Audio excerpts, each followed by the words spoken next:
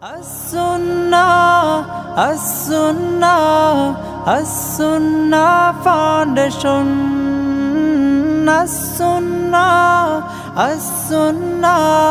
As-Sunnah Foundation. Assalamu alaikum wa rahmatullahi wa barakatuh. Alhamdulillahi wahdah wa salatu wassalamu ala man la nabiyya ba'dahu amma ba'd. সুপ্রিয় দর্শক শ্রোতা ভাই বোন দেশ এবং প্রবাসে যে যেখান থেকে আমাদের সঙ্গে আজকের এই সরাসরি প্রশ্নোত্তরমূলক অনুষ্ঠান শারঈ সমাধানে যোগ দিয়েছেন আপনাদের সকলকে আন্তরিক অভিনন্দন এবং মোবারকবাদ জানিয়ে শুরু করছি আমাদের আজকের আয়োজন। শারঈ সমাধানের আজ ৮১তম পর্বে আমরা উপনীত হয়েছি আল্লাহ তাআলার অশেষ অনুগ্রহে, আলহামদুলিল্লাহ। প্রিয় দর্শক, আজ আমরা কিছুটা বিলম্বে আরম্ভ করতে হয়েছে অত্যন্ত জরুরি একটি কাজে ব্যস্ত থাকার কারণে, সেজন্য দুঃখ প্রকাশ করছি। আমরা ১৫ মিনিট বিলম্বে আরম্ভ করেছি এবং যথারীতি ঘণ্টাব্যাপী আপনাদের সঙ্গে থাকছি এবং আপনাদের জীবন ঘনিষ্ঠ যে কোনো জিজ্ঞাসা এই পোস্টের মন্তব্যের ঘরে আপনারা বাংলায় সংক্ষেপে লিখুন। আমরা যথাসম্ভব বেশি থেকে বেশি প্রশ্নের উত্তর দেওয়ার চেষ্টা করব কোরআন এবং হাদিসের আলোকে। একই সঙ্গে এই লাইভটি সম্প্রচারিত হচ্ছে আমাদের ইউটিউব চ্যানেল আস-সুন্নাহ ফাউন্ডেশনে, সেখানেও আপনারা আপনাদের প্রশ্নগুলো উপস্থাপন করতে পারবেন। সেই সাথে অন্যদের মতো আজ আমরা স্মরণ করে দিতে চাই যে কারোর মন্তব্যের জবাবে কেউ মন্তব্য দিতে যাবেন না এবং কারোর মন্তব্যের জবাবে বা যে কোনো পোস্টে কোনো গ্রুপে জয়েন হওয়ার আহ্বান সম্বলিত কোনো লিঙ্ক অথবা কোনো পেজের লিঙ্ক ইত্যাদি শেয়ার করবেন না এবং কারোর কমেন্টে অযাচিতভাবে অপ্রাসঙ্গিকভাবে রিপ্লাই দিতে যাবেন না। এই কাজগুলো করলে পেজ থেকে আমাদের অ্যাডমিনগণ আপনাদেরকে ব্যান করতে বাধ্য হবেন, কারণ অন্যদের ডিস্টার্বের এবং বিরক্তির কারণ হয় এটি। সেই সাথে এই পোস্টটি যেহেতু কোরআন এবং হাদিস ভিত্তিক ইলমকে প্রচার এবং প্রসার করার উদ্দেশ্যে, অতএব এটিকে যথাসম্ভব ওয়াচ পার্টি করুন এবং শেয়ার করুন, যাতে করে কোরআন এবং হাদিস ভিত্তিক নলেজ মানুষের মাঝে ছড়িয়ে পড়ে এবং আপনিও অফুরন্ত সওয়াবের ভাগিদার হতে পারেন। আল্লাহ তাআলা আমাদের সকলকে তৌফিক দান করুন। প্রিয় দর্শক, আলহামদুলিল্লাহ, ইতিমধ্যে বহু প্রশ্ন আমাদের কাছে চলে এসেছে। এমডি রাইহান সোবহান, আপনি জানতে চেয়েছেন শিশু নির্যাতনের বিরুদ্ধে করা আপনার ভিডিওটি খুঁজে পাচ্ছি না, কারণ কি? ডিলিট হয়ে থাকলে এর কারণ জানতে চাই। এই ভিডিওটির রিপ্লাই এর জবাব আমরা দিয়েছি যে এটি ফেসবুক ডিলিট করে দিয়েছিল। পরবর্তীতে আমরা পুনরায় এটিকে আপলোড করেছি এবং সেটি আমাদের পেজে এখন আছে।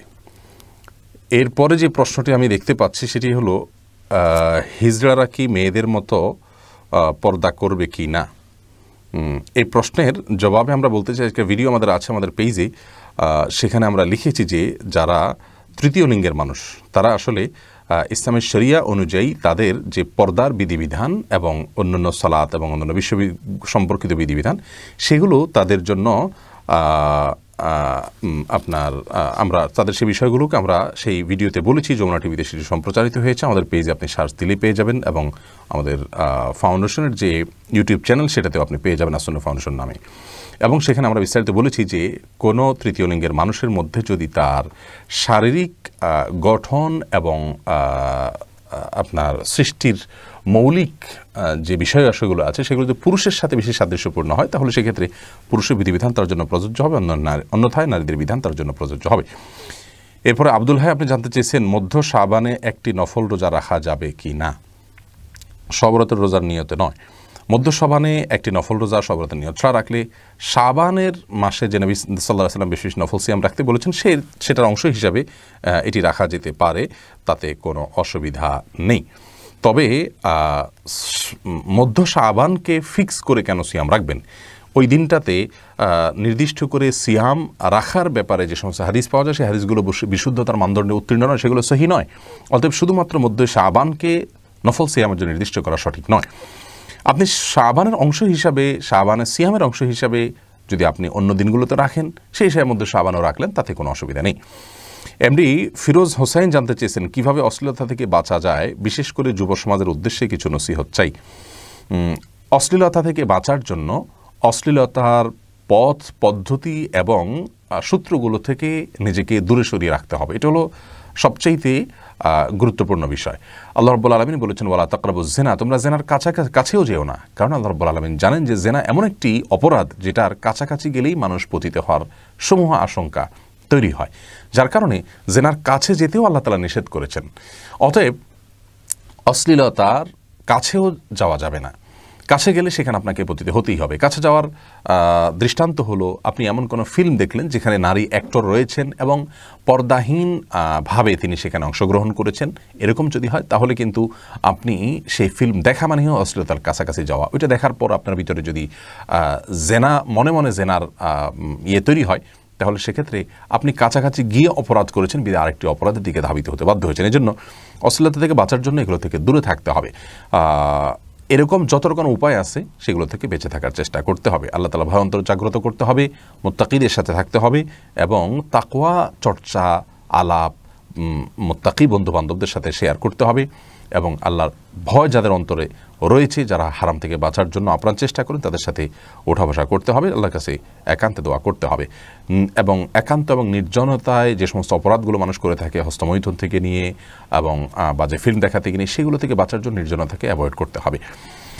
আল্লাহ তাআলা তৌফিক দান করুন। সাইম আলামিন জানতে চেয়েছেন, রাসূলুল্লাহ সাল্লাল্লাহু আলাইহি ওয়াসাল্লাম বলেছেন যে ব্যক্তি লা ইলাহা ইল্লাল্লাহ বলবে সে জান্নাতে যাবে, যদি সে চুরি করে এবং জিনা করে তবুও সে জান্নাতে যাবে, আর আবু যর তোমার নাক মাটিতে মিশে যাক তবুও সে জান্নাতে যাবে। এই হাদিসটার ব্যাখ্যা বলেন।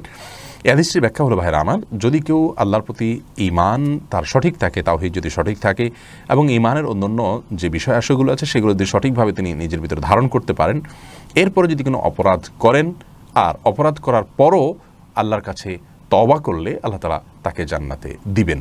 জান্নাতে দেওয়ার অপশন তার জন্য খোলা রয়েছে।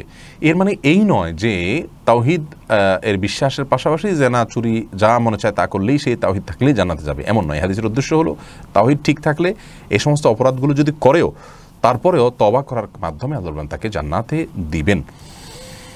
এরপরে তামান্না ইসলাম জানতে চেয়েছেন, খোলা তালাকের 1 বছর পর আবার যদি স্বামী স্ত্রী এক হতে চায় তাহলে পারবে কিনা? স্বামী স্ত্রী কেউই অন্য কোথাও বিয়ে করেনি, দয়া করে উত্তর দিবেন। জি, খোলা তালাকের মাধ্যমে যদি পৃথক হয়ে থাকে তাহলে সেক্ষেত্রে পুনরায় বিবাহর মাধ্যমে তারা পুনরায় একত্রিত হতে পারবেন। যদি তাদের 3টা তালাক পতিত না হয়ে থাকে, এটা খোলা তালাকটা হলো একটা সাধারণ বিচ্ছেদ, অতএব এরপরে পুনরায় তারা আকদের মাধ্যমে একত্র হতে পারবেন। এমনি নুরুল আমিন জানতে চেয়েছেন, আমার একটা প্রতিবন্ধী বাচ্চা আছে, বয়স 30 মাস, হাঁটতে বসতেও কথা বলতে পারে না। ওর মাকে খুব বিরক্ত করে, রাত জেগে থাকে, ঘুমায় না, একা বাসায় তাকে লালন পালন করা কষ্ট হয়ে যায়, ভুলে আবার কনসিভ করে ফেলছে, এখনও 40 দিন হয়নি। এখন গর্ভপাত পড়লে কি পাপ হবে? 2টা বাচ্চা পালা খুব কষ্টকর হয়ে যাবে, আমার প্রতিবন্ধী বাচ্চাকেও সেবা করতে পারবে না। ভাই নুরুল আমিন, এরকম পরিস্থিতিতে আপনার জন্য গর্ভপাত করা জায়েজ হবে। প্রথমত বাচ্চার মধ্যে এখনও আপনার হার্টবিট আসেনি, আর দ্বিতীয়ত হলো দ্বিতীয় বাচ্চা জন্ম গ্রহণ করলে মায়ের জন্য তাকে লালন পালন করা কষ্টসাধ্য হবে, দুঃসাধ্য হবে, অন্য কোনো লোক হেল্প করার নাই, এরকম পরিস্থিতিতে আপনি গর্ভপাত করতে পারেন।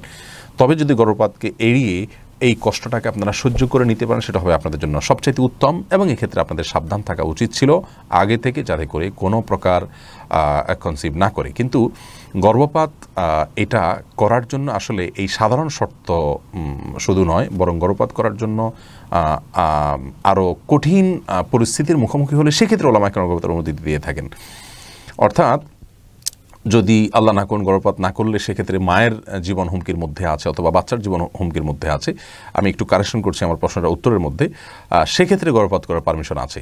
উচিত ছিল আপনাদের আগে থেকে জন্ম নিয়ন্ত্রণ করা, অর্থাৎ এই বাচ্চা আরেকটা আছে সেটাকে লালন পালন করতে কষ্ট হবে, তার নতুন বাচ্চা হলে অসুবিধা হবে, এই কজের ভিত্তিতে আপনি জন্ম নিয়ন্ত্রণটা করতে পারতেন। যেহেতু বাচ্চা কনসিভ হয়ে গেছে, এখন আপনার গর্ভপাত করা উচিত হবে না। গর্ভপাত করার জন্য শর্ত হলো যদি মায়ের জীবন হুমকির মধ্যে পড়ে, এই জাতীয় বড় সমস্যা হয়, তাহলে সেটি গর্ভপাত করতে পারবেন, তাও হার্টবিট আসার আগ পর্যন্ত। অতএব আমরা উত্তরের প্রথম অংশ যেটি বলেছেন এটাকে একটু কারেকশন করলাম। এখন আপনাকে ধৈর্য ধারণ করতে হবে। আল্লাহ তাআলা তৌফিক দান করুন। হৃদয় খান জানতে চেয়েছেন, আমার জানা মতে প্রাপ্তবয়স্ক পুরুষের সামর্থ্য থাকলে বিয়ে করা ফরজ। আমার প্রশ্ন হলো, একবার বিয়ে করার পর ডিভোর্স হয়ে গেলে কি আবার বিয়ে করা ফরজ, নাকি সে আর বিয়ে নাও করতে পারে? বিয়ে যদি জীবনে একবার করে থাকেন, বিয়ে কিন্তু সবসময় ফরজ নয়, বিয়ে সাধারণ অবস্থাতে সুন্নাহ। অর্থাৎ যদি কেউ সাধারণ অবস্থা বলতে কেউ যদি বিয়ে না করে গুনাহে লিপ্ত হবে না, আর করলে তার জন্য ভালো। এইটুকু যদি হয়, এরকম স্বাভাবিক অবস্থায় বিয়ে করার সামর্থ্য আছে কিন্তু না করলে তিনি গুনাহে লিপ্ত হবেন না, এতটুকু নিয়ন্ত্রণ করার ক্ষমতা তার আছে, পরিবেশ সেরকম আছে, তাহলে সেক্ষেত্রে তার জন্য ওই অবস্থায় বিয়ে করা সুন্নাত। নবী আলাইহিস সালাম বলেছেন, আন-নিকাহু মিন সুন্নতি, বিবাহ আমার সুন্নাহর অন্তর্ভুক্ত। কিন্তু যদি কেউ বিবাহ না করলে গুনাহে লিপ্ত হয়ে যাবেন এরকম আশঙ্কা থাকে, এরকম পরিস্থিতিতে তিনি গুনাহে লিপ্ত হয়ে যাবে সে আশঙ্কা থাকলে, সে অবস্থায় তিনি যদি বিবাহ করেন তাহলে সেই অবস্থা তার জন্য বিবাহ করাটা হলো ওয়াজিব বা ফরজ, অর্থাৎ আবশ্যক। কারণ বিবাহ করার সামর্থ্য আছে, এদিকে না করলে তিনি গুনাহে লিপ্ত হয়ে যাবেন। তাহলে নিজের ঈমান, আমল, তাকওয়াকে রক্ষা করবার খাতিরে তাকে বিয়ে করতে হবে, এটা তার জন্য আবশ্যক।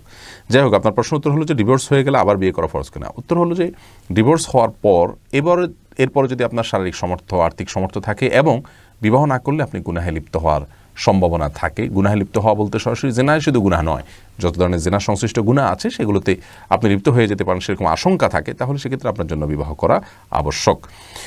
ওবায়দুল্লাহ মমিন আপনি জানতে চেয়েছেন জুমার দ্বিতীয় আজান খতিবের বরাবর সোজা দাঁড়িয়ে দিতে হবে নাকি অন্য কোথাও দাঁড়িয়ে দিলে হবে? উত্তর হলো যে কোনো জায়গায় দাঁড়িয়ে দিলেই হবে, খতিবের বরাবর দেওয়া আবশ্যক নয়। আমিনা খাতুন আপনি জানতে চেয়েছেন আমার কিছু রিলেটিভ ব্যাংকার আছেন, তাদের বাড়িতে কি খাওয়া যাবে বা তাদের দেওয়া উপহার কি নেওয়া যাবে? যদি কনভেনশনাল সুদী ব্যাংকগুলোতে তারা কাজ করে থাকেন তাহলে সেক্ষেত্রে তাদের যদি অন্য কোনো উপার্জন না থাকে, শুধু এই মানে সুদ থেকে বা সুদী সংশ্লিষ্টতার মাধ্যমে প্রাপ্ত যে টাকা তার মাধ্যমে তিনি উপার্জন করেন, তাহলে সেক্ষেত্রে তার বাড়িতে খাওয়া দাওয়া এগুলো করা যাবে না, কারণ সেটা সম্পূর্ণ হারামের টাকা। আর যদি তার সুদের বাইরে অন্য উপার্জনও থাকে, হালাল উপার্জন, মিশ্র উপার্জন থাকে, তাহলে খেতে পারেন, সেক্ষেত্রেও পরিহার করাটা হলো তাকওয়ার দাবি। তাওহিদ সরকার আয়ন জানতে চেয়েছেন কোনো কোম্পানির হিসাব রক্ষক হিসাবে কাজ করা যাবে কিনা? যদিও কোম্পানির পণ্য হালাল, কিন্তু হিসাব রক্ষক হিসাবে লোন সহ বিভিন্ন সুদের হিসাব রাখতে হয়, এটা কি জায়েজ হবে? তাহলে আপনার সুদের হিসাব যে পরিমাণ রাখতে হয়, যে পরিমাণ ডিউটি করেন, ওইটার উপার্জনটা আপনার হারাম। আর বাকি যে আপনার ম্যাক্সিমাম উপার্জন হালাল, ম্যাক্সিমাম হিসাব রক্ষণ করেন আপনি হালাল, তাহলে সেক্ষেত্রে আপনার বেসিক্যালি এই চাকরিটা আপনার জন্য জায়েজ, কিন্তু চাকরির এই অংশটা আপনার জন্য হারাম বা নিষিদ্ধ। এই জন্য আপনার জন্য আমাদের পরামর্শ হবে যে এখান থেকে বের হয়ে সুদের হিসাব করতে হয় না, এরকম কোনো চাকরি নেওয়ার চেষ্টা আপনি করবেন। আর যদি সেরকম কোনো বিকল্প ব্যবস্থা আপনার না থাকে, তাহলে সুদের মাধ্যমে, সুদের হিসাব কষার মাধ্যমে বা সুদের হিসাব সংরক্ষণ কোম্পানির করতে হয়, এর মাধ্যমে যে পরিমাণ সময় ব্যয় হয় সেই পরিমাণের আনুমানিক স্যালারি যেটা হয় সেটা অন্তত আল্লাহর রাস্তায় দান করে দিবেন, ওটা নিজে ভোগ করবেন না যথাসম্ভব।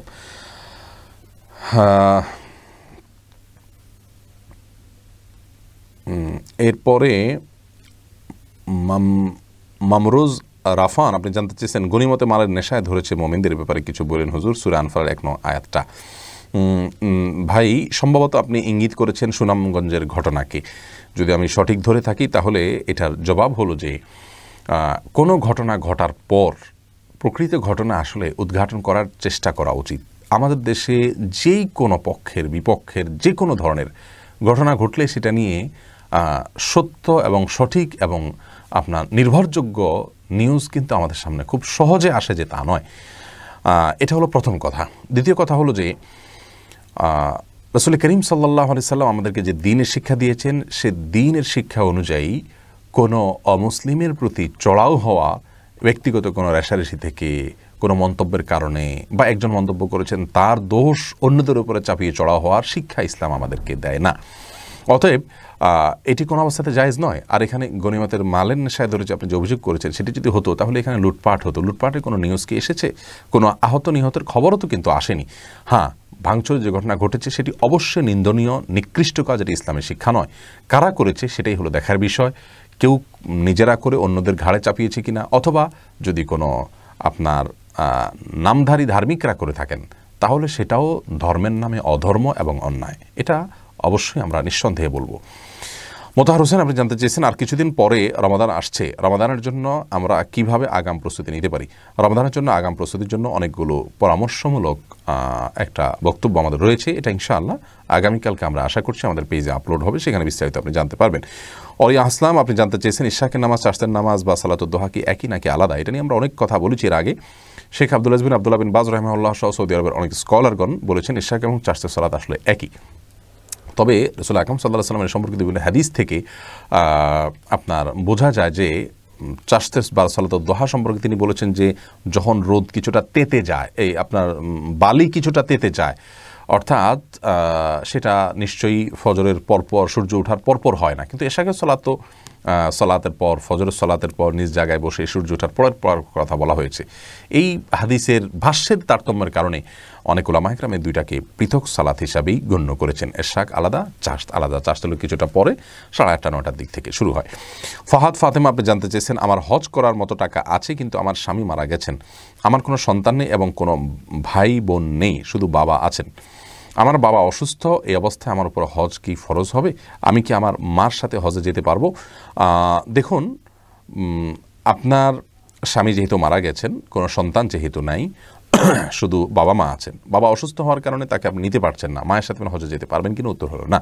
আপনাকে হজে যেতে হলে কোনো একজন মাহরাম লাগবে। নবী আলাইহিস সালাম বলেছেন, লা তুসাফিরুল মারআতু ইল্লা যি মাহরামিন, কোনো মহিলা, কোনো নারী তার কোনো মাহরাম পুরুষ ছাড়া অন্য কারোর সাথে সফর করবেন না।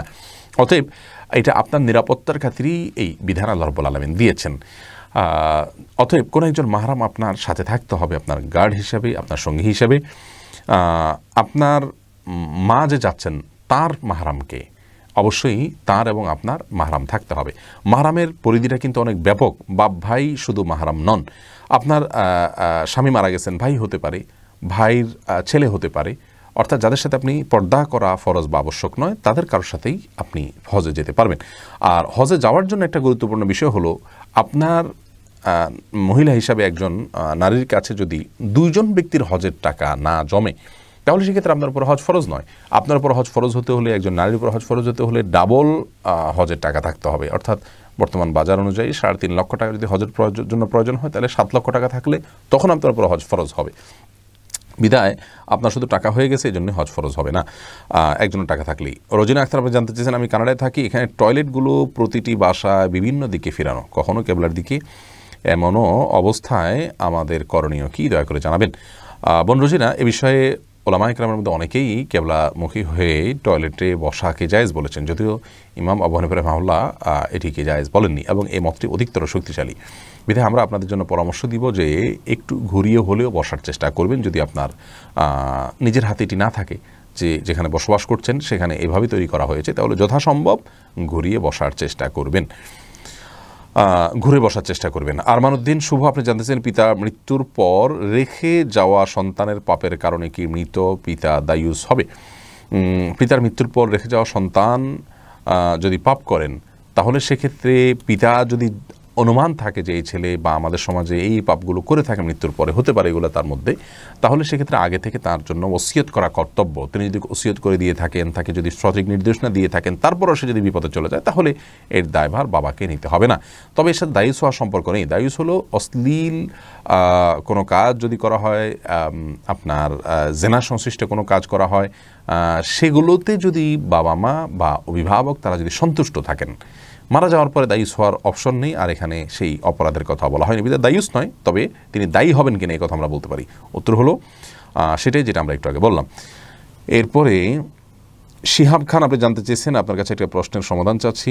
আমাদের মসজিদে ফরজ নামাজ শেষে উচ্চস্বরে সম্মিলিত জিকির চালুর জোর চেষ্টা চলছে। ইসলাম এটা কতটা সমর্থন করে জানতে চাই। লা ইলাহা ইল্লাল্লাহ বাদ দিয়ে শুধু ইল্লাল্লাহ জিকির করা জায়েজ কিনা? শেষেরটা আগে বলি, শুধু ইল্লাল্লাহ জিকির রাসূল আকরাম সাল্লাল্লাহু আলাইহি ওয়াসাল্লাম কখনো করেছেন বলে কোনো হাদিসের প্রমাণিত নয়, কোনো সাহাবা ইকরাম, কোনো তাবেঈ করেছেন বলে কোনোভাবে প্রমাণিত নয়। জিকির একটা ইবাদত, এটার লা ইলাহা ইল্লাল্লাহ এই বাক্যটির জিকির কোরআন হাদিসে স্পষ্টভাবে বহুভাবে প্রমাণিত। অতএব এটার অংশবিশেষকে কাট করে আলাদা জিকির করার কোনো অপশন যদি থাকতো, তাহলে রাসূল আকরাম সাল্লাল্লাহু আলাইহি ওয়াসাল্লাম বা খুলাফায়ে রাশিদিন বা সাহাবাদের যুগে থাকতো। যেখানে তাদের যুগে এটা নেই, অথবা এটা আমরা কেন করতে যাব? অবশ্যই এটি আপনার সুন্নাহসম্মত জিকির না, সুন্নাহ বিরোধী জিকির, আমরা এটা করবো না। আর সম্মিলিতভাবে নামাজের পরে উচ্চস্বরে জিকির, এর শিক্ষা কোরআন হাদিস আমাদেরকে দেয়নি। রাসূল আকরাম সাল্লাল্লাহু আলাইহি ওয়াসাল্লাম কখনো এভাবে জিকির করেননি। জিকির ব্যক্তিগত আমল, যার যার মতো শেষে করবেন। কিছুটা সরব কারোর আওয়াজ একটু জোরে হতে পারে, বা একই জায়গায় বসে যার যার মতো শেষে করতে পারেন, কিন্তু বিশেষ করে ৫ ওয়াক্ত সালাতের পরে জিকির এভাবে করা সম্মিলিতভাবে, এটা অন্যদের সালাতের জন্য ডিস্টার্বের কারণ হয়, যা আমাদের জন্য করা উচিত নয়। এরপরে যে প্রশ্নটি আমি দেখতে পাচ্ছি সেটা হলো আরমান উদ্দিন শুভ, আপনার প্রশ্ন উত্তর দিয়েছি। কাদরুদ্দিন এআইডি থেকে, সরি আপনার কোদারিক ইকুয়েশন এআইডি থেকে আপনি প্রশ্ন করেছেন। আমি ফুড পান্ডাতে কাজ করি, কাজের সময় পান্ডার মুখওয়ালা টি শার্ট ও ব্যাগ রাখতে হয়। এখন নামাজের সময় ওই টি শার্ট আর ব্যাগ নিয়ে নামাজ পড়লে নামাজ হবে কি না? খুবই গুরুত্বপূর্ণ প্রশ্ন ভাই। আসলে এ ধরনের টি শার্ট যদি হয় যেটাতে কোনো ছবি আছে, ছবিটা যদি স্পষ্ট হয় তাহলে সেক্ষেত্রে এটা পরে সালাত আদায় করা উচিত নয়, কিন্তু যদি করে ফেলেন সালাত হয়ে যাবে। আমরা আপনাকে পরামর্শ দিব, প্রথমত ফুড পান্ডার যে ছবিটা, পান্ডার ছবিটা, সেটা আমার যতটুকু মনে পড়ে অস্পষ্ট, অর্থাৎ নাক কান চোখ সব কিছু স্পষ্ট নয়। আমার ধারণা যদি ভুল হয়ে থাকে, যদি স্পষ্ট হয়ে থাকে চোখ কান নাক ইত্যাদি, তাহলে সেক্ষেত্রে এটা পরে সালাত আদায় করা আপনার জন্য উচিত নয়। যদিও আদায় করে ফেললে সালাত হয়ে যাবে, কিন্তু রহমতের ফেরেশতা আসতে পারেন না এমন একটি পোশাক পরিধান করে সালাত আদায় করা অবশ্যই উচিত নয়। সালাতের জন্য এটা ত্রুটি, যদিও সালাত হয়ে যাবে, কিন্তু ত্রুটিযুক্ত সালাত যাতে না হয় সেজন্য আপনাকে আমরা পরামর্শ দেব একটা টি শার্ট আপনি আলাদা রাখবেন সাথে, যাতে করে সালাতের সময় শুধুমাত্র ওটাকে চেঞ্জ করে পরে নেবেন, আবার সালাত শেষে আপনি আপনার মূল ড্রেসে ফিরে যাবেন। এরপরে যে প্রশ্ন দেখতে পাচ্ছি 19 নম্বর প্রশ্ন করেছেন রাজু কারিরি এআইডি থেকে, জুমার খুতবার সময় তাসবিহ হাতে নিয়ে তাসবিহ পাঠ করা কতটুকু বৈধ? এটা সম্পূর্ণ অবৈধ কাজ। রাসূল আকরাম সাল্লাল্লাহু আলাইহি ওয়াসাল্লাম আমাদেরকে স্পষ্ট নির্দেশনা দিয়েছেন, জুমার জন্য ইমাম সাহেব যখন বের হবে তখন কোনো প্রকার সালাত, কোনো প্রকার আপনার এই জাতীয় কোনো কাজ করা যাবে না, যার কারণে জুমার খুতবার সময় তাসবিহ ইত্যাদি হাতে নিয়ে পাঠ করা জায়েজ নয়, শ্রবণ করতে হবে খুতবা নিরিবিলি। এরপরে হুমায়রা তাসনিম আপনি জানতে চেয়েছেন স্নো বা লোশন ব্যবহার করে বাইরে গেলে পাপ হবে কি না, কারণ ওইগুলোতে সুগন্ধ থাকে। বোন, যদি এত বেশি সুগন্ধ থাকে আপনার সেই স্নো বা লোশনে, যেটা আপনার আশেপাশে দিয়ে চলা মানুষ সেটা ঘ্রাণ পায়, তাহলে এটি ব্যবহার করে মেয়েদের বাইরে যাওয়া উচিত নয়, কারণ হাদিসে মেয়েদের সুঘ্রাণ জাতীয় কোনো কিছু ব্যবহার করে বাইরে যাওয়ার ব্যাপারে নিষেধাজ্ঞা রয়েছে। হ্যাঁ, আর যদি এর সুঘ্রাণটা আপনার নিজের মধ্যে সীমাবদ্ধ থাকে, একান্ত গায়ের সাথে কেউ না মিশলে পাশ দিয়ে হেঁটে গেলেই সুগন্ধ না পান, তাহলে সেক্ষেত্রে এটি ব্যবহার কোনো অসুবিধা নেই। কারণ এখানে হাদিসের মূল উদ্দেশ্যই হলো যাতে করে আপনার সুগন্ধির গন্ধ আশপাশটাকে মোহিত করে অন্যদেরকে আপনার প্রতি আকৃষ্ট না করে। শহীদুল ইসলাম মানিক জানতে চেয়েছেন মদের খালি বোতল পরিষ্কার করে পানি রেখে তা পান করা বা মধু রেখে তা ব্যবহার করা যাবে কি না? উত্তর হলো সাধারণ অবস্থাতে এটি করা যাবে, কোনো অসুবিধা নেই। তবে এটি আপনার কোনো রেস্তোরাঁতে বা এরকম কোনো জায়গায় যদি ব্যবহার করা হয় সচরাচর, তাহলে এটা দেখে মদের কথা মনে পড়বে বা মদের স্টাইল কেউ ধরতে পারে বা এই জাতীয় কোনো সাইড কোনো ক্ষতির আশঙ্কা থাকলে সেক্ষেত্রে এটি ব্যবহার না করাই উচিত। কিন্তু শরীয়তের দৃষ্টিকোণ থেকে মৌলিকভাবে এটা ব্যবহার করলে কোনো হারাম হবে না, যদি এটা পরিষ্কার হয়ে যায়, মদের কিছু না থাকে। এইচকে শামসুদ্দিন আহমেদ জানতে চেয়েছেন যার পীর নেয় তার পীর শয়তান, এই কথার কতটুকু সত্যি? একটি সম্পূর্ণ ভিত্তিহীন কথা, কারণ হাদিসের কোথাও এরকম কোনো কথা উল্লেখ নেই। রেশমা বিনতে নজরুল জানতে চেয়েছেন কোরআন দেখে পড়লে যে সওয়াব, না দেখে পড়লে অথবা শুধু তেলাওয়াত শুনলেও কি একই সওয়াব পাওয়া যায়?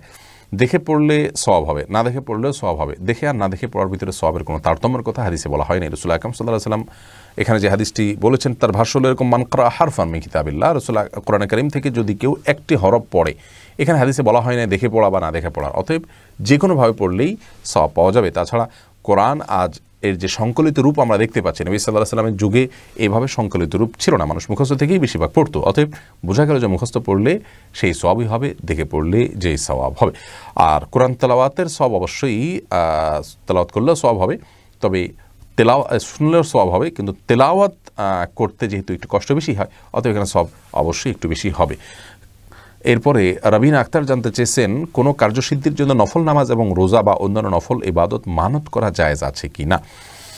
কোনো কার্যসিদ্ধির জন্য নফল রোজা, নফল সালাত এগুলোর মানত করা যাবে, কিন্তু মানত করে ফেললে আর একটা নফল থাকবে না। তখন এই কার্যটা সিদ্ধ হলে, হাসিল হয়ে গেলে সেই নফল রোজা, সেই নফল সালাত সেটা পূরণ করাটা ওয়াজিব বা আবশ্যক হয়ে যাবে, না করলে কিন্তু সেক্ষেত্রে গুনাহের কারণ হবে। অতএব এটি মৌলিকভাবে জায়েজ হলেও এটা আপনার মানত করার কারণে সেটি আর জায়েজ থাকে না, নফল মানে এটা ওয়াজিব হয়ে যায়। তবে কোনো কাজ হাসিলের জন্য এভাবে মানত করে তারপরে যা সে কাজটা কোনো ইবাদত করা, এ ব্যাপারে নবী সাল্লাল্লাহু আলাইহি ওয়াসাল্লাম নিরুৎসাহিত করেছেন, কারণ এটা হলো একরকম আল্লাহ তাআলার জন্য শর্ত আরোপ করা যে আল্লাহ অমুক কাজটা হলে আমি এই কাজ করব। এই জন্য উত্তম হলো কোনো শর্ত আরোপ না করে সে কাজ হাসিল যেন হয় সেই উদ্দেশ্যে আগে থেকে আপনি নফল নামাজ পড়লেন, রোজা রাখলেন এবং যেটা মানত করছেন সেটা আগে থেকে করলেন, এটা হলো উত্তম। মামুন মজুমদার আইডি থেকে আপনি জানতে চাইছেন ইমার্জেন্সি ব্যালেন্সের জন্য চার্জ দিতে হয়, সেটা কি সুদের আওতায় পড়বে? এক্ষেত্রে করণীয় কি? এটা নিয়ে একটা বক্তব্য আমরা এর আগে দিয়েছিলাম। ইমার্জেন্সি ব্যালেন্সের জন্য যে চার্জ দিতে হয় সেটা যদি তারা প্রসেসিং ফি হিসাবে নেয় তাহলে সেটি সুদের আওতায় পড়বে না। যে আপনাকে লোন দিলাম, আমরা লোন স্যাংশন করলাম, আবার সেটা কেটে নিলাম, এই যে প্রসেসটা, এই প্রসেসের জন্য আমরা ফি নিতে পারি আপনাকে এই সার্ভিসটা দেওয়ার জন্য। অতএব সেই পারপাস যদি নেওয়া হয় তাহলে সেটি সুদের আওতায় পড়বে না। আবার আরেকটি এখানে বিষয় আছে যে এখানে ইমার্জেন্সি ব্যালেন্স যেটা দিচ্ছে সেটা আসলে নগদ টাকা বা কারেন্সির মতোও নয়। অতএব সুদের যে আইটেমগুলো আছে সেটার মধ্যে আসলে ব্যালেন্সটা পড়ে না। এই কজ দেখে অনেক ওলামা কেরাম সেটাকে সুদের আওতায় পড়ে না বলে মন্তব্য করেছেন।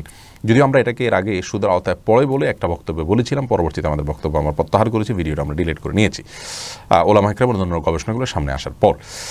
এরপরে সাবিহা পারভিন আইরিন আপনি জানতে চেয়েছেন আমার মাতৃত্বজনিত কারণে যে সিয়ামগুলো রাখা হয়নি সেগুলোর জন্য কি করণীয়? মাতৃত্বজনিত কারণে যে সিয়ামগুলো রাখা হয়নি বোন, সেগুলো আপনাকে রেখে ফেলতে হবে। ফরজ সিয়াম আপনাকে কাজা করতে হবে, যথাসম্ভব আগামী ফরজ সিয়াম রমাদানের আগে সেগুলো রেখে ফেলা উচিত হবে। যদি না রাখতে পারেন কোনো কারণে রমাদানের পরে রাখবেন, কিন্তু রাখতে হবে আপনাকে, ভেঙে ভেঙে রাখতে পারেন, কোনো অসুবিধা নেই। দৌলন আক্তার আপনি জানতে চেয়েছেন অমুসলিম নারীদের সামনে একজন মুসলিম নারীর পর্দার বিধান কি? অমুসলিম নারীদের সামনে মুসলিম নারীকে পর্দা করতে হবে না, বরং তাদের সামনে দেখা দিতে পারবেন। তবে যদি কোনো নারী এত বেশি বেপর্দায় চলাফেরা করেন যে তিনি অন্য পুরুষদের সাথে তার আসলে তেমন কোনো পার্থক্য নেই, এভাবে চলাফেরা করেন, তাহলে সেক্ষেত্রে তাদের সাথে একজন মুসলিম নারী যথাসম্ভব নিজের ব্যক্তিত্বকে বজায় রেখে চলবেন এবং যথাসম্ভব সাক্ষাৎ দিবেন না। মেফতাউল জান্নাতি আইডি থেকে জানতে চেয়েছেন আপনি নামাজরত অবস্থায় ছোট বাচ্চা সামনে চলে আসলো, এই অবস্থায় কি রুকু সিজদা করা যাবে? রুকু সিজদা করা যাবে, কোনো অসুবিধা নেই। তবে আপনার ডিস্টার্ব হলে সেক্ষেত্রে তার হাত ধরে তাকে একটু সরিয়ে দিতে পারেন, এতে কোনো অসুবিধা হবে না। তবে আমলে কাসির যেন না হয়, অর্থাৎ আপনি এটা সরাতে গিয়ে আবার এমন ভঙ্গিমায় যাবেন না যে আপনাকে দেখে একজন দর্শক আপনি সালাতে আছেন কিনা এটা নিয়ে সন্দেহে পড়ে যায়, তাহলে সেক্ষেত্রে ওইটা করা উচিত হবে না। সালাতের ভঙ্গিমার মধ্যে থেকেই অত্যন্ত সতর্কতার সাথে আলতোভাবে তাকে সরিয়ে দিতে পারেন, যদি না সরানো সালাত হয়ে যাবে। এমডি শাহিন আপনি জানতে চেয়েছেন আমার কোনো রকম নামাজে মন বসছে না, আমি যখন মন স্থির করি গুনাহ থেকে দূরে থাকব, কিন্তু আমি 2-4 দিন পর আবার গুনাহের মধ্যে ডুবে যাই, আমি এমন কি আমল করলে গুনাহ থেকে বেঁচে থাকতে পারবো? ভাই শাহিন, গুনাহ থেকে বেঁচে থাকার জন্য সবচেয়ে বড় প্রয়োজন হলো, বেশি প্রয়োজন হলো আল্লাহ তাআলার অনুগ্রহ। আমি প্রথমে আপনাকে সাধুবাদ জানাই যে আপনার ভিতরে এই প্রেরণা আসছে যে গুনাহ থেকে বাঁচতে হবে, আপনার ভিতরে এই বোধ আসছে, আলহামদুলিল্লাহ।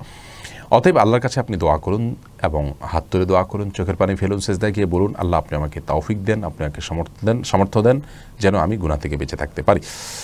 এরপরেও আপনাকে আরও কিছু কাজ পাশাপাশি চালিয়ে যেতে হবে, আর সেটা হলো যে গুনাহ থেকে বাঁচার জন্য গুনাহের পরিবেশ থেকে আপনাকে দূরে সরে আসতে হবে। কিছু গুনাহ আছে যেগুলো পরিবেশগত গুনাহ, অর্থাৎ পরিবেশে থাকার কারণে হয়, যেমন ফেসবুক অ্যাক্টিভিটিসের কারণে কিছু গুনাহ হয়, তাহলে সেই অ্যাক্টিভিটিস থেকে আপনাকে দূরে সরে আসতে হবে, অথবা সেটাকে নিয়ন্ত্রণ করতে হবে, অথবা এটা যারা বোঝেন তাদের পরামর্শ নিতে হবে যে গুনাহের সাথে যাতে আমার সংশ্লিষ্ট না হয় সেরকম কিভাবে করা যায়।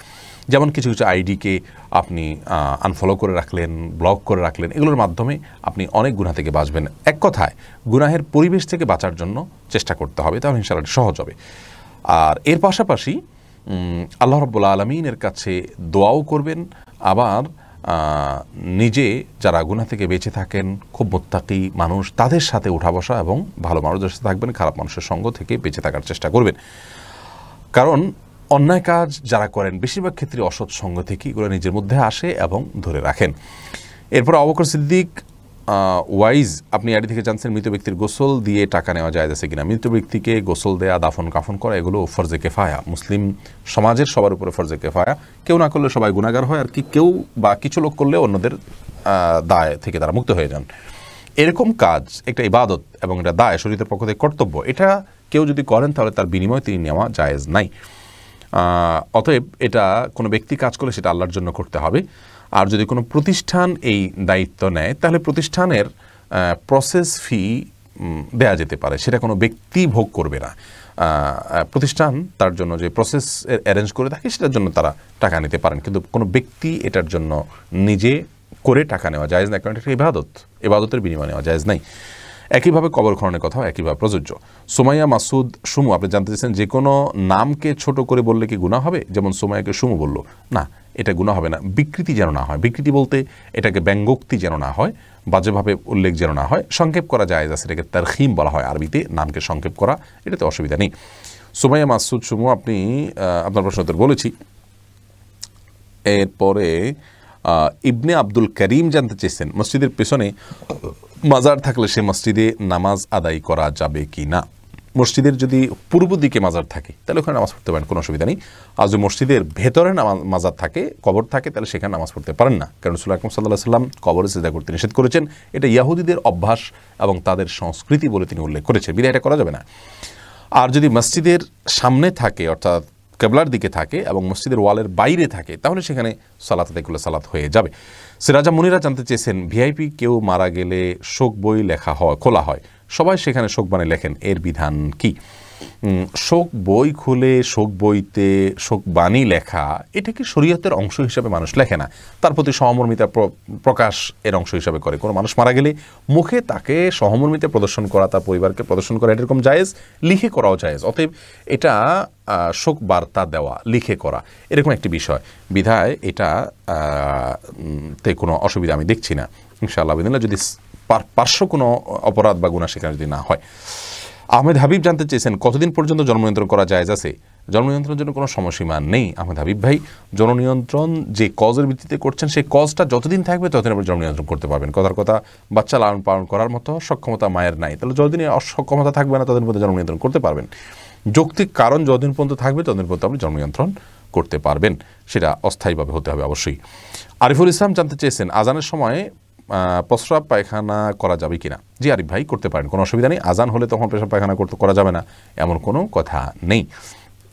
এমনি আতিকুর রহমান, আপনি আমাদের ইউটিউব চ্যানেল থেকে প্রশ্ন করেছেন, সেখানেও লাইভটি সম্প্রচার হচ্ছে। জেনার মাধ্যমে সন্তান হলে সেই সন্তানের বিধান কি, সেটাকে ওয়ালাদুজ্জিনা বা জেনার সন্তান বলা হয়, কিন্তু সেই সন্তানের কোনো দোষ নাই, আল্লাহর কাছে সে কোনো পাপী বা অপরাধী হবে না, কারণ আল্লাহ তাআলার বিধান হলো আল্লাহ তাজিরু ওয়াজিরাতুন বিজরা উখরা, একজনের পাপের বোঝা আরেকজনের উপর আল্লাহ তাআলা চাপান না, যার কারণে তার বাবা মা তারা অপরাধ করেছেন, তারা এর জন্য দায়ী হবে, কিন্তু শিশু আল্লাহর কাছে কোনো দায় বহন করবে না। বাকি সামাজিকভাবে শিশুর প্রতি সাধারণ মানুষের বিরূপ ধারণা হতে পারে, এই জায়গা থেকে ইমামতি সহ গুরুত্বপূর্ণ কিছু কাজে তাকে ব্যবহার না করা পরামর্শ ইসলাম দিয়ে থাকে। কিন্তু এছাড়া এই সন্তান সমাজের অন্য সকল বিষয় আশয়গুলো অন্য সাধারণ মানুষের মতোই তিনি করতে পারবেন এবং তার জন্য তার কোনো দায় থাকবে না। তিনি যদি নেককার হন, আল্লাহ তাআলার প্রিয় পাত্র হতে পারেন, অন্য একজন সাধারণভাবে জন্মগ্রহণ করা মানুষের চাইতে আল্লাহর অনেক বেশি প্রিয় মানুষ হতে পারেন তার নেক আমলের মাধ্যমে।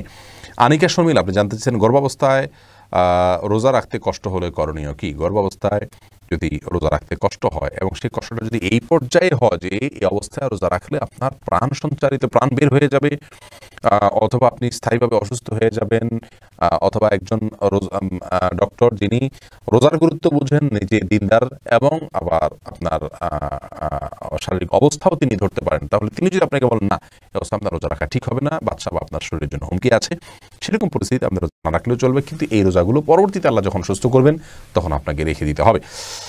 আর সাধারণ একটু কষ্ট লাগলে সেই অজুহাতে রোজা ভাঙা যাবে না। আমরা সাধারণত গর্ভাবস্থায় সিয়াম পালন করা প্রসঙ্গে আমাদের মায়েদেরকে পরামর্শ দিয়ে থাকি যে আসলে সিয়াম যদি আপনি গর্ভাবস্থা রাখতে চান তাহলে সেক্ষেত্রে রাখতে পারেন। তার একটা বুদ্ধি হলো যে আপনি রাতভর যেরকম শুয়ে থাকেন সেই শোয়াটা যদি দিনভর শুয়ে যান, অর্থাৎ রাতে একটু কাজ করেন টুকটাক, আর দিনে যদি আপনি সারির পরে ফজর পরে ঘুম দেন, রাতভর যদি না ঘুমান, রাতে ইবাদতবন্দি করলেন, কাজকাম করলেন, অর্থাৎ দিনে যে কাজগুলো করেন সেগুলো যদি রাতে করলেন মায়েরা, তাহলে দিনভর যদি আপনি শুয়ে থাকেন জোহর পর্যন্ত, জোহর পরে আবার একটু রেস্ট করলেন, তাহলে কিন্তু রাতের মতো লম্বা সময় এখানেও পার হয়ে গেল এবং আপনার জন্য সিয়াম পালন করাটা অনেকটা সহজ হবে। শওকত আহমেদ জানতে চেয়েছেন কসর অবস্থায় তাহাজ্জুদ নামাজ পড়া যাবে কি না? যাবে, কোনো অসুবিধা নেই। সফরে থাকলে তাহাজ্জুদ বা নফল নামাজ পড়তে যে পড়া যাবে না এমন কোনো কথা নেই। এরপরে সায়েম ইকবাল জিহাদ, আপনি জানতে চেয়েছেন দাঁড়িয়ে রাখার মতো বাবরি চুল রাখাও তো সুন্নাত, কিন্তু বেশিরভাগ আলেমুলামা চুল বড় রাখেন না কেন?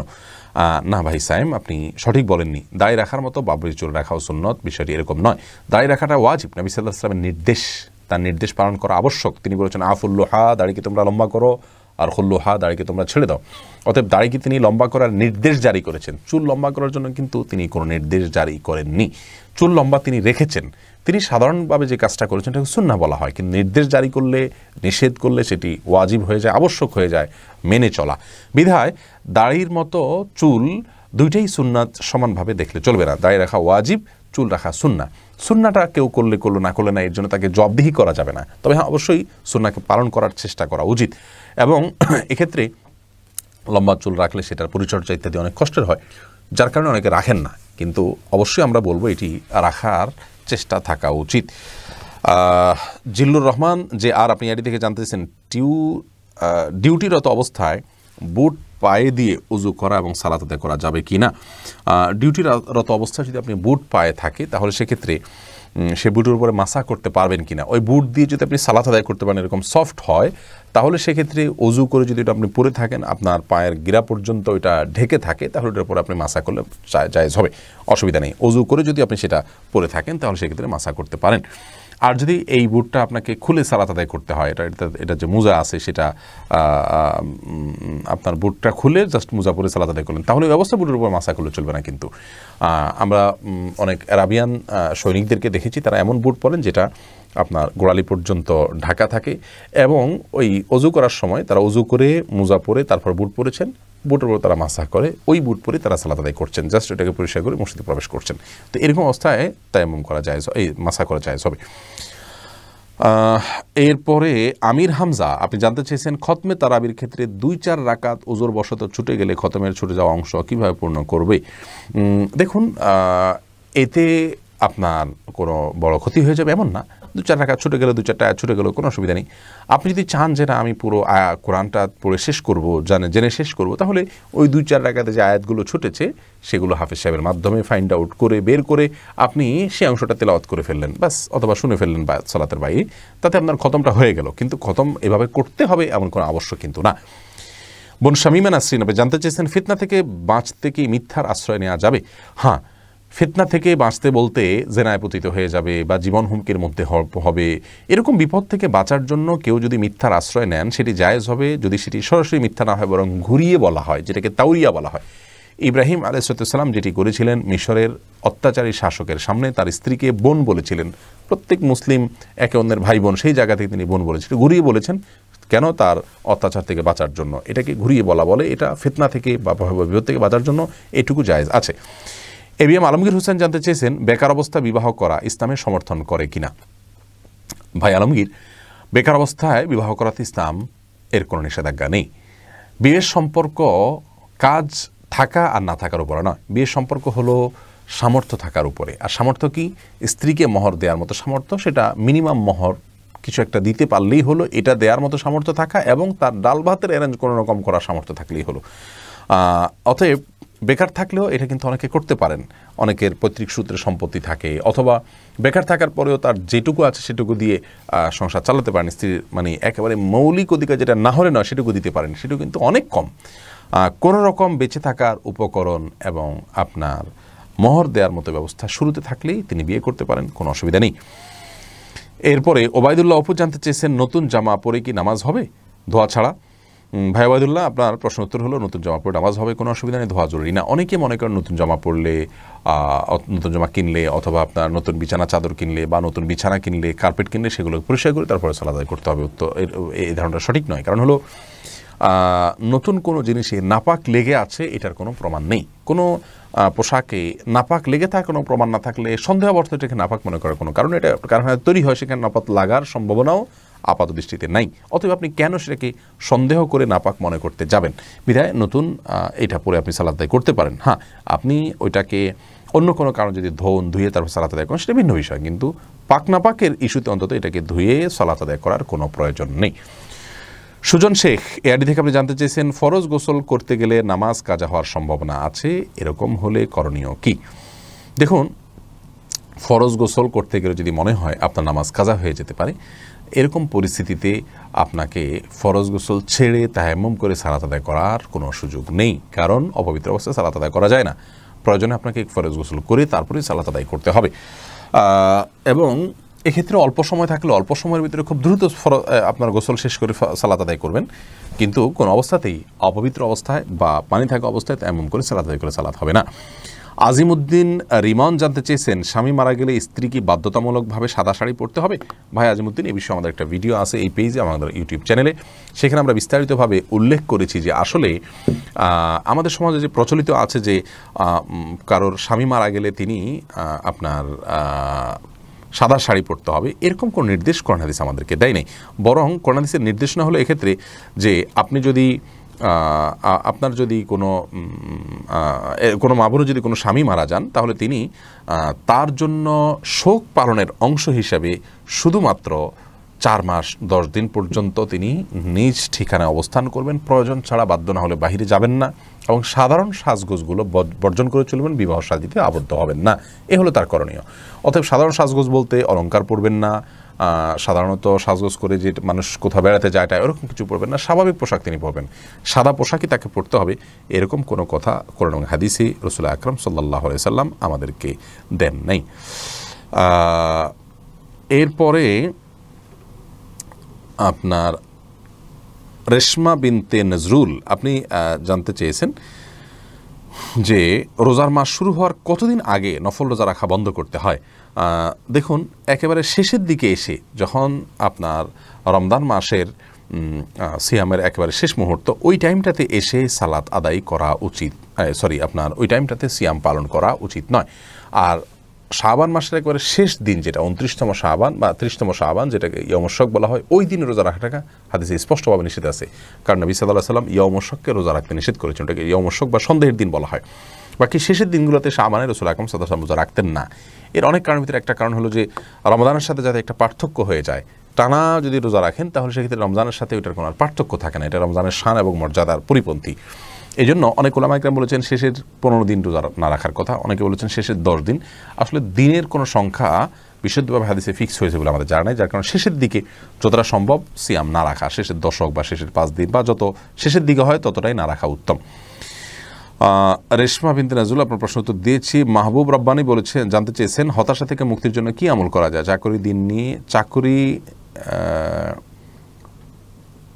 দিন নিয়ে হতাশ হচ্ছি, সম্ভবত আপনি বুঝতে পারছেন চাকরি নিয়ে হতাশ হচ্ছেন। যাই হোক, আপনার প্রশ্ন উত্তর হলো যে হতাশা থেকে মুক্তির জন্য সর্বপ্রথম আল্লাহর উপর ভরসা থাকতে হবে যে আল্লাহ রাব্বুল আলামিন আমাদের সমস্ত সমস্যার সমাধান করবেন, সমস্ত কার্য সিদ্ধ করবেন। বিধায় আপনার অস্থিরতাকে কাটাবার জন্য আল্লাহর উপর ভরসা হলো মূল বিষয়, যে আল্লাহ রাব্বুল আলামিন দুঃসময়কে পার করে সুসময় আমাকে দান করবেন। দ্বিতীয়ত, আপনাকে হতাশা থেকে মুক্তির জন্য, বাঁচার জন্য বা বিপদ দূর করার জন্য আপনাকে দুরূদ বেশি করে পাঠ করতে হবে। দুরূদ বেশি করে পড়লে মানুষের পেরেশানি দূর হয়। ইস্তেগফারটাও আপনি বেশি করে পড়বেন, এর মাধ্যমে আল্লাহ তাআলা পেরেশানি দূর করেন। দোয়া ইউনুসটা বেশি করে পড়বেন, রব্বানা দোয়া ইউনুস লা ইলাহা ইল্লা আনতা সুবহানাকা ইন্নী কুনতু মিনাজ জালিমিন বেশি করে পড়বেন। এগুলো সবগুলো মানুষকে পেরেশানি থেকে মুক্ত হতে সহায়তা করে। এমনি মকসুদুল ইসলাম, আপনি জানতে চেয়েছেন নাভির নিচের পশম পরিষ্কার করার পরে গোসল ছাড়া কি সালাত আদায় করা যাবে? নাভির নিচের পশম পরিষ্কার করার পর গোসল ছাড়া আদায় করতে পারেন, তবে কোনো লোম যেন না থাকে, ঝরে যেন না পড়ে, বিশেষ করে মসজিদে যাতে নোংরা না হয় সেদিকটা খেয়াল করলেই হবে। রমজান আলী জানতে চেয়েছেন কেউ মারা গেলে মাইকিং করা যাবে কি না? কেউ মারা গেলে তার আপনার মৃত্যু বা জানাজার জন্য মাইকিং করা অনুচিত, এ অর্থে যে যেহেতু 5 ওয়াক্ত সালাতের জন্য যেরকম আজানের অপশন রয়েছে, জানাজার জন্য আজানের কোনো অপশন নাই। এখন মাইকের মাধ্যমে আপনি মানুষকে যদি ডাকতে থাকেন সেভাবে, তাহলে সেটা একরকম আজানের মতোই হয়ে যায়। এটা একটা বিষয়। এই দৃষ্টিকোণ থেকে অনেক উলামা ইকরাম এটাকে অপছন্দনীয় কাজ বলেছেন। কিন্তু কেউ মারা গিয়েছে এই সংবাদটা শুধু প্রচার করাতে দোষের কিছু নাই, এবং তার জানাজার সময়টা শুধুমাত্র বলে দেওয়া যেতে পারে, যারা আত্মীয় স্বজন তারা অংশগ্রহণ করতে পারেন। মাসুম খান জানতে চেয়েছেন আমার বাবা হিন্দু থেকে মুসলিম ধর্ম গ্রহণ করেন এবং বিয়ে করেন। এখন আল্লাহর রহমতে আমরা 3 ভাই আছি, বাবা মারা গেছেন। আমার প্রশ্ন, আমার নামের শেষে কি বংশ টাইটেল ব্যবহার করব? দেখুন, আপনার বাবা মা যদি হিন্দু ধর্মে কোনো বংশ পরিচয় তিনি বহন করে থাকেন এবং সেটার ভিতরে শিরকি কোনো কিছু থাকে, তাহলে সেটা বহন করা আপনার জায়েজ হবে না। অর্থাৎ সেখানে কোনো দেবতার নাম ধামে যদি কোনো কিছু থাকে, সেটা ব্যবহার করার জন্য সঠিক হবে না। আর যদি নিছক পরিচয়মূলক কোনো কিছু থাকে, বেশিরভাগ হিন্দু ধর্মে পরিচয়মূলক যে বংশীয় পরিচয়গুলো আছে, সেগুলোতেও আসলে নানা রকমের ত্রুটি রয়েছে। সেগুলো বহন না করে আপনি আপনার বাবার নামটাই আপনার বংশের নাম হিসেবে উল্লেখ করতে পারেন, আল অমুক বা অমুকের বংশধর বা এরকম।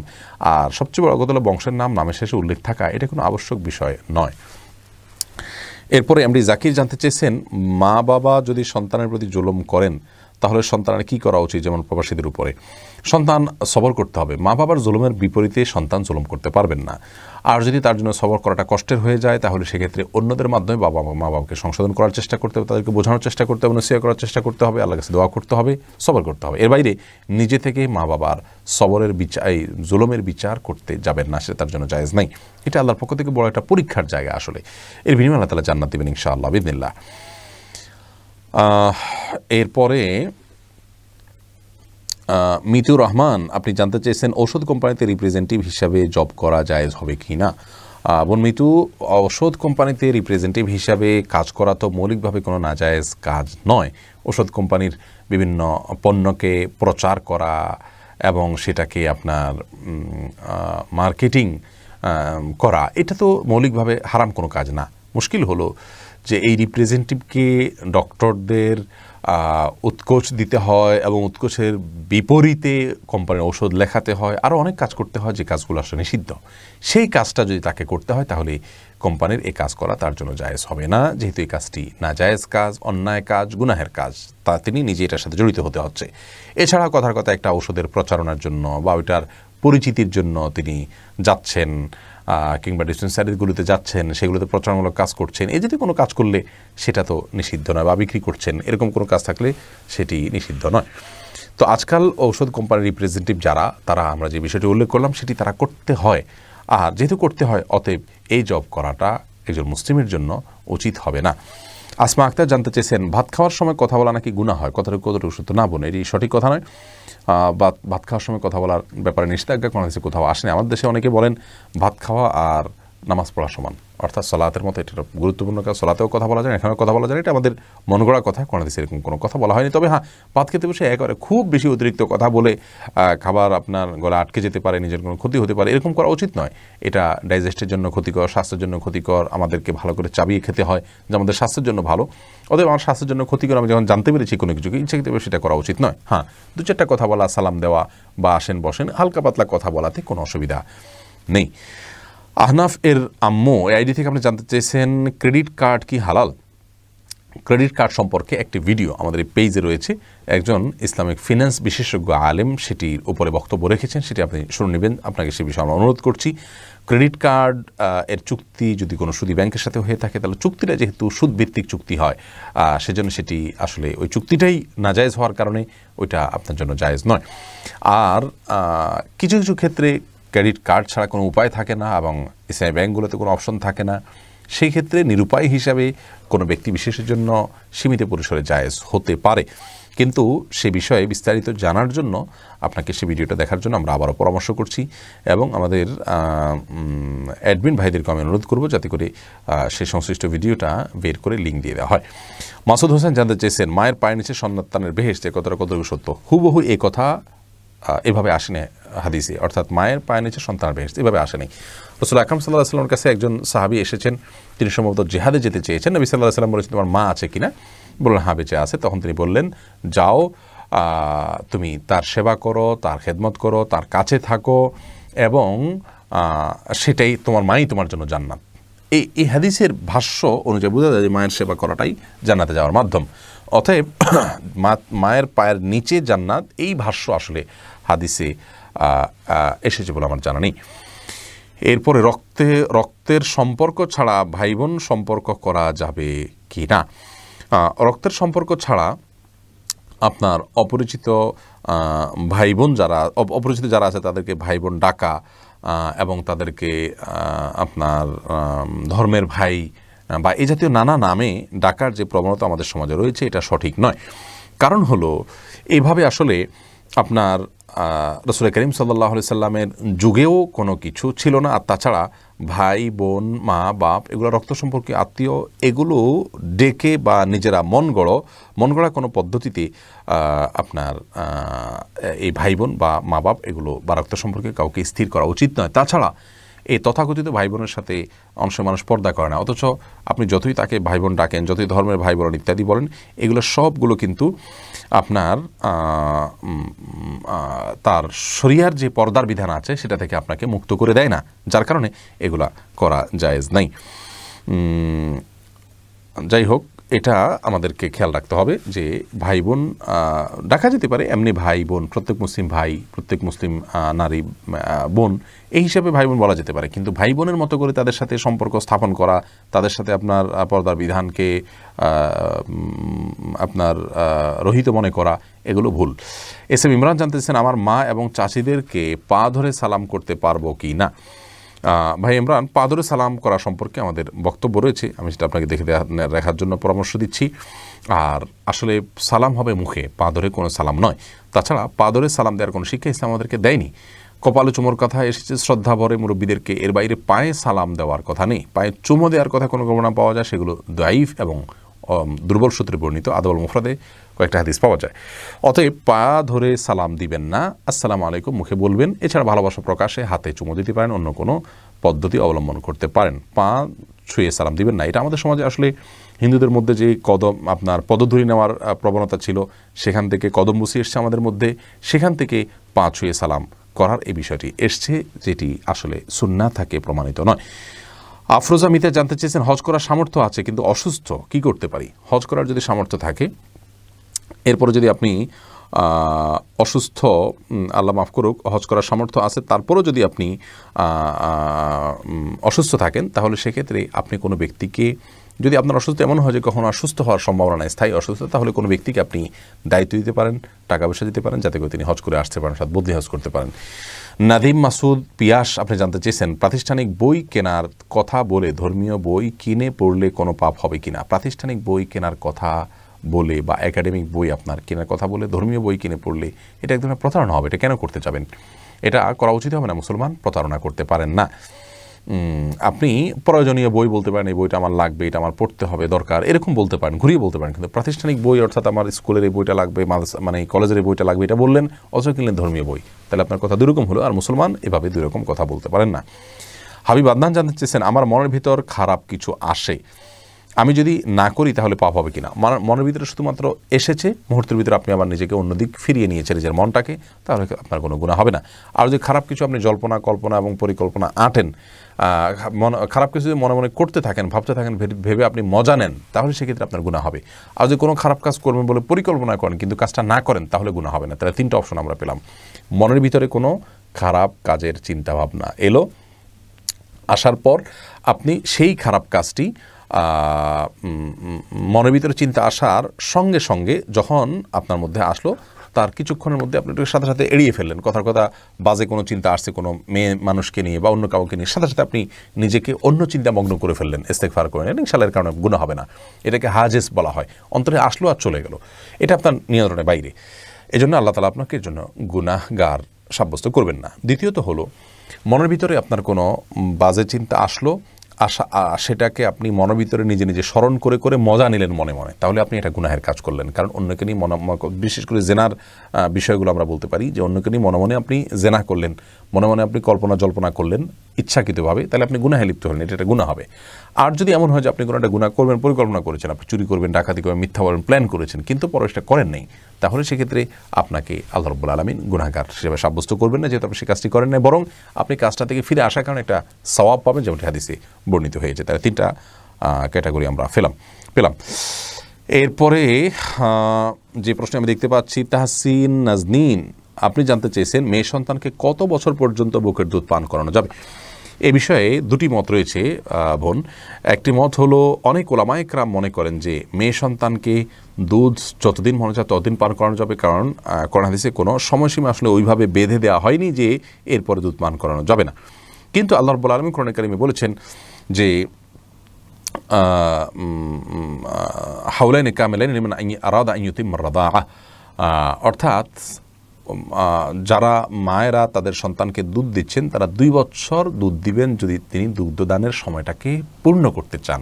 এখানে তো আল্লাহ তাআলা 2 বছর বলে দিয়েছেন, এটাকে পূর্ণতা বলে দিয়েছেন। অতএব এরপরে দুগ্ধপান করা উচিত হবে না। এই মতটি ইমাম আবু হানিফা রাহিমাহুল্লাহ সহ অন্য ইমামদের, এবং এই মতটিকে আমরা অনেক বেশি শক্তিশালী মত হিসাবে মনে করি।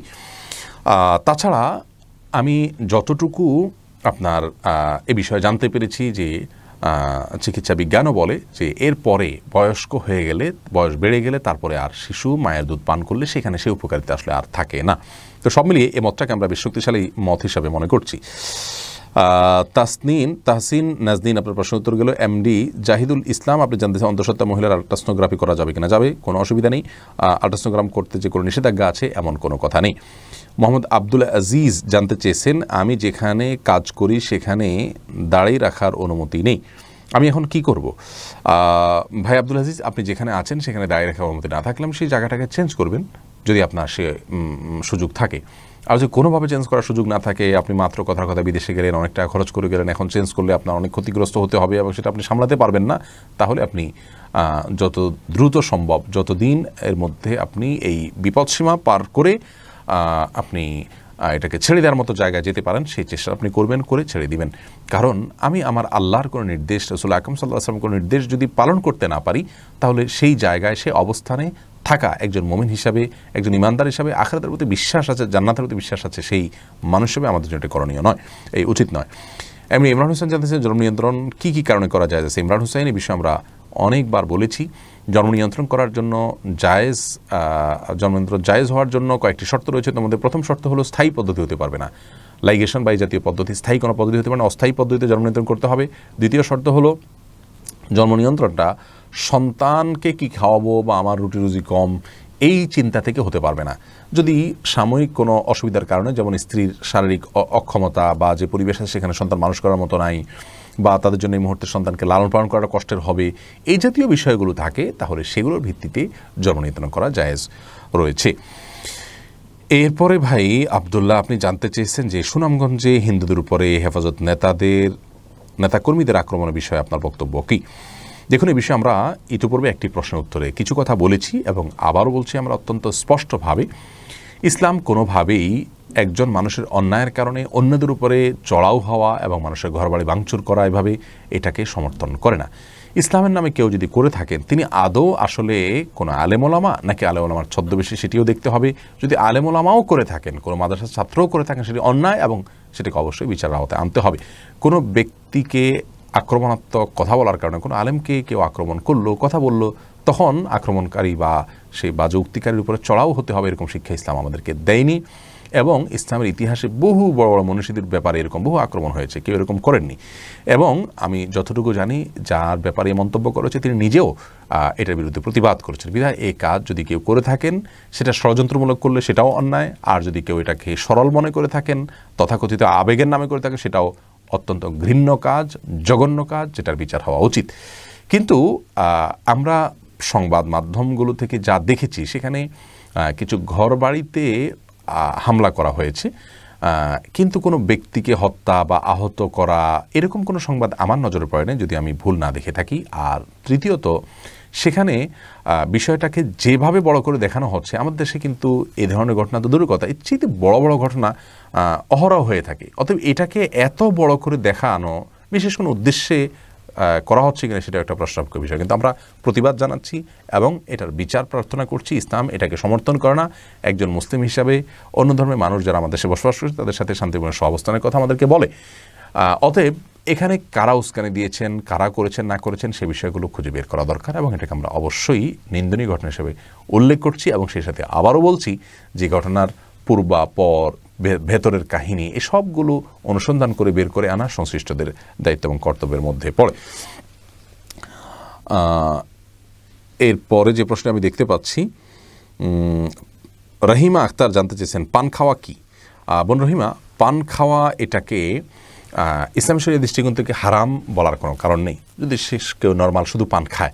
কারণ পানের খাওয়ার পরে শরীরে কোথাও নিষেধাজ্ঞা নেই এবং এটা খেলে যে শরীরের কোনো নিষেধাজ্ঞা লঙ্ঘন হয় সেরকমও নয়।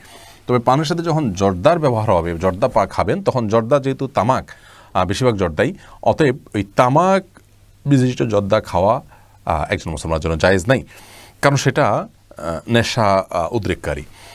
তবে যদি সেখানে মিষ্টি জর্দা থাকে, যেমন আপনার মশলা জাতীয় কিছু থাকে, কালোজিরা ইত্যাদি থাকে অনেক সময়, অথবা গুয়ামুর ইত্যাদি যদি থাকে, তাহলে সেরকম কোনো জর্দা বা সেরকম কোনো আপনার মিষ্টি কোনো কিছু যদি খায়, তাহলে সেক্ষেত্রে ওই হারামের বা নিষিদ্ধের আওতা সেটি পড়বে না। আর শুধু পান খেলে সেটা কোরআন হাদিসের কোনো নিষিদ্ধ কাজ করা হয় বলে আমরা মনে করি না, বিধায় এটাকে আমরা জায়েজ মনে করি।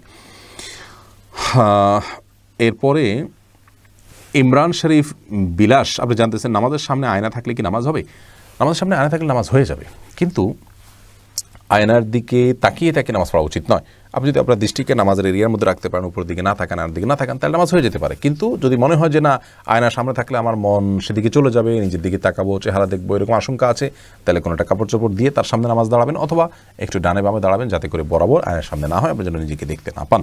অর্থাৎ আপনার নামাজের মনোযোগ যাতে নষ্ট না হয়, সেটাই হলো মুখ্য বিষয়। আয়না এখানে একেবারে গৌণ, আয়না থাকুক বা না থাকুক তাতে কোনো অসুবিধা নেই। এমডি জাহিদ হাসান জানতে চেয়েছেন, মানুষের মৃত্যুর মুহূর্তে আল্লাহর নাম কানে দেওয়ার কথা বলা হয়, এ ব্যাপারে আপনার মত কি?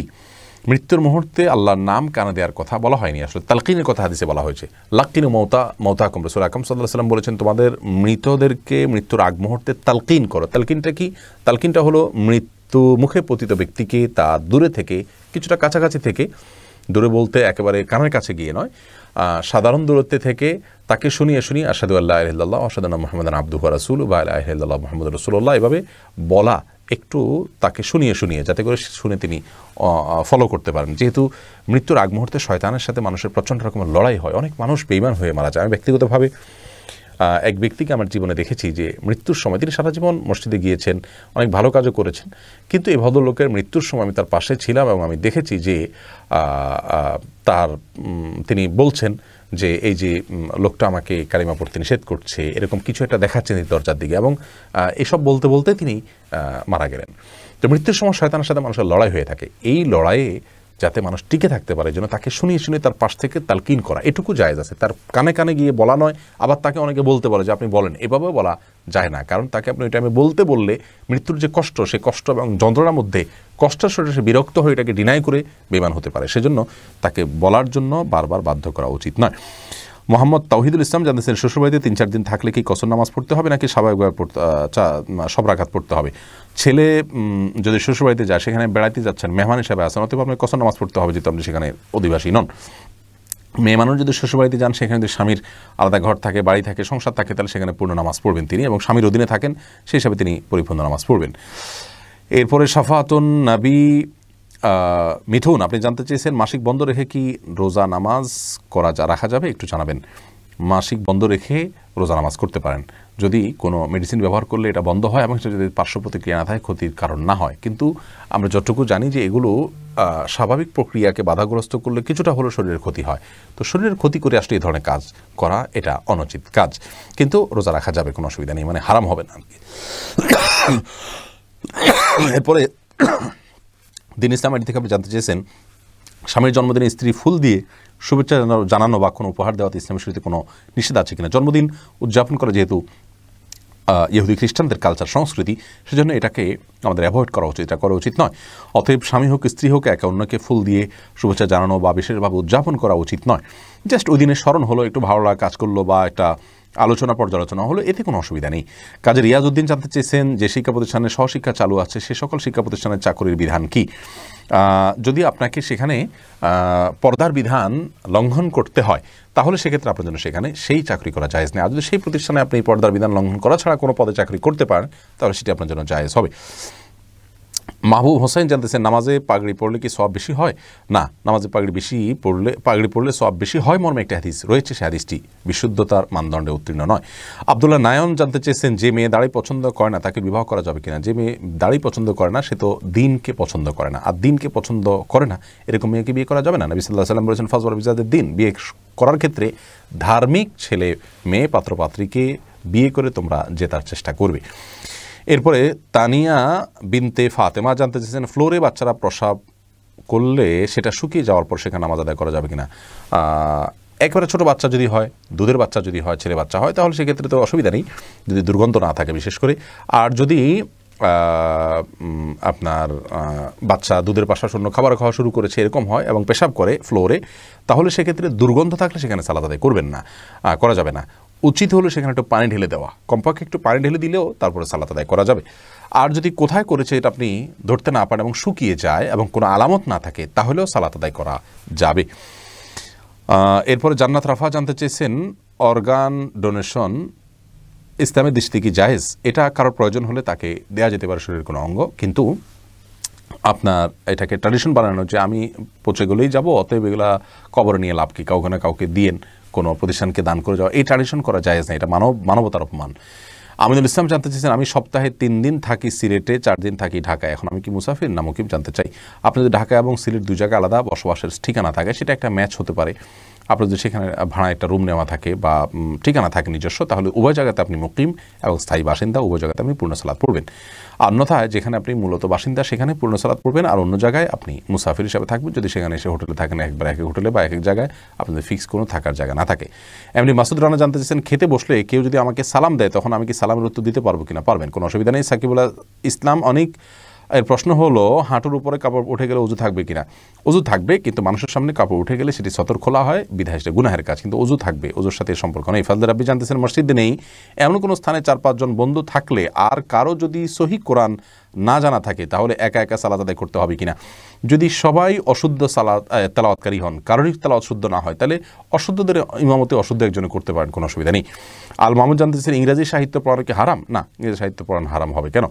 হারাম কোনো কিছু যদি আপনি পড়ান তাহলে সেক্ষেত্রে, অর্থাৎ পড়ার ভিতরে কোনো হারাম কথা থাকে, সেটা আপনি বলার সময় যদি বলে দেন এটা হারাম, তাহলে ভিন্ন কথা, আপনার আর সেই দায় বহন করতে হবে না। কিন্তু এমনিতে কোনো সাহিত্য পড়ালে, ইংরেজি হোক বাংলা হোক যে কোনো ভাষার, সাহিত্যটা মৌলিকভাবে অন্য ভাষা হওয়ার কারণে বা ইংরেজি হওয়ার কারণে হারাম হওয়ার কোনো কারণ নেই। মশিউর রহমানের প্রশ্ন হলো, দুধমা হওয়ার শর্ত কি কি? দুধ পান করালেই তিনি দুধমা, বাস, এর জন্য আর বিশেষ কোনো শর্ত নেই। তবে কতটুকু দুধ পান করালে হবে? অনেক ওলামা ইকরাম বলেছেন 1 চোষণ 2 চোষণ দিলেই হয়ে যাবে, অনেকে বলেছেন 5 বা 10 চোষণের নিচে হবে না। দুটা মত রয়েছে। রেশমি খাতুন জানতে চেয়েছেন, আমার আব্বা মার সাথে আমি একটি বিশাল ভুল করেছি, তাদের কাছে পা ধরে অনেকবার মাপ চেয়েও মাপ পাই না, দয়া করে বলবেন ভাই কী করলে এগুনাতে ক্ষমা পাবো? আপনি তাদেরকে সন্তুষ্ট করার জন্য আপনি আপ্রাণ চেষ্টা করবেন এবং আল্লাহর কাছেও তবা করে মাপ চাইবেন, তাদের কাছেও মাপ চেয়ে যাবেন। আল্লাহ না করুন যদি মাপ করা ছাড়া তাদের মৃত্যু হয়ে যায়, তাহলে তাদের মৃত্যুর পরে তাদের পক্ষ থেকে আল্লাহর কাছে আল্লাহকে সন্তুষ্ট করার জন্য দান সদকা করবেন, তাদের বন্ধু-বান্ধবের সাথে সদাচরণ করবেন, আল্লাহর কাছে মাফ চাইবেন, ইনশাআল্লাহ দিন এটা যথেষ্ট, আল্লাহ তাদেরকে সন্তুষ্ট করে দেবেন যদি আপনি আপনার আপ্রাণ চেষ্টা করে থাকেন। মীর আব্দুল সালাম জানিয়েছেন, কোনো ব্যবসায়িক পণ্য ভিন্ন ভিন্ন মানুষের কাছে ভিন্ন ভিন্ন দামে বিক্রি করলে গুনাহ হবে কিনা? না, ভিন্ন ভিন্ন দামে বিক্রি করলে গুনাহ হবে না, তবে কাউকে প্রতারণা না করলেই হলো, মিথ্যা কথা না বললেই হলো। নীরব জুবায়ের আপনি জানতেছেন, অশুভ দিন অশুভ রাত অশুভ সময় বলতে কিছু আছে কিনা? ইসলামের আলোকে যদি বিস্তারিত বলতেন। অশুভ রাত অশুভ দিন অশুভ সময় বলতে কোনো কিছু নেই, কারণ ইসলামে আসলে অশুভ অশুভর বলতে বিশ্বাসটা শিরকপূর্ণ বিশ্বাস হিসাবে ধার্য করেছে। তাছাড়া রাসূল আকরাম সাল্লাল্লাহু আলাইহি ওয়াসাল্লাম বলেছেন হাদিসে কুদসিতে, আল্লাহ তাআলা বলেছেন, লা তাসুব্বুদ দাহর, তোমরা কোনো সময়কে মন্দ বলবে না, গাল মন্দ করবে না, কারণ আমি সময়কে নিয়ন্ত্রণ করি, সময়ের স্রষ্টা আমি নিজে, এই জন্য এটা করা যাবে না। প্রিয় দর্শক, দেখতে দেখতে নির্দিষ্ট সময় 1 ঘন্টার বেশি সময় হয়ে গেছে এবং আমরা আজও প্রায় শতাধিক প্রশ্নের উত্তর দেওয়ার চেষ্টা করেছি। আল্লাহ রাব্বুল আলামিন আমাদের সকলকে কোরআন হাদিসের ইলম অনুযায়ী আমল করার তৌফিক দান করুন। ইন আসাবতু ফামিনাল্লাহ ওয়া মিন আখতাতু ফামিনাশ শাইতান, যদি আমি সঠিক কিছু বলে থাকি পুরো সময় জুড়ে তাহলে আল্লাহর পক্ষ থেকে, ভুল কিছু বলে থাকলে আমার এবং শয়তানের তরফ থেকে। আল্লাহ তাআলা আমাদের সকলকে আল্লাহর সন্তুষ্টির পথে অগ্রসর থাকার তৌফিক দান করুন। হাদা ওয়া সাল্লি ওয়া সাল্লিম আলা নবিনা মুহাম্মদ ওয়া জাযাকুমুল্লাহু খাইরা। সুবহানাল্লাহি ওয়া বিহামদিহি সুবহানাকাল্লাহুম্মা ওয়া বিহামদিকা আশহাদু আল্লা ইলাহা ইল্লা আনতা আস্তাগফিরুকা ওয়া আতুবু ইলাইক। ওয়াসসালামু আলাইকুম ওয়া রাহমাতুল্লাহি ওয়া বারাকাতুহু।